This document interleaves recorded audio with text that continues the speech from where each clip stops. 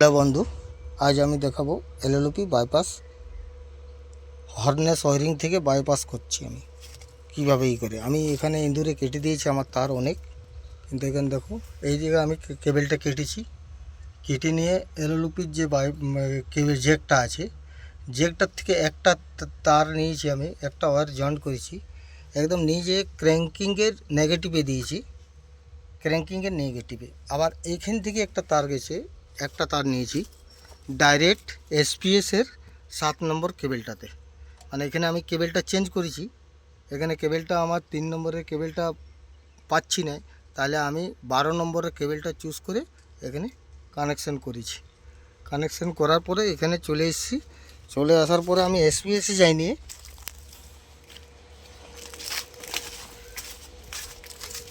12 নম্বর জ্যাকটাকে বাদ দিয়ে 7 নম্বরটা খুলে, 7 নম্বর যে জ্যাকটা এটা খুলে এটা 12 নম্বর কেবেলটা আমি টাই করেছি।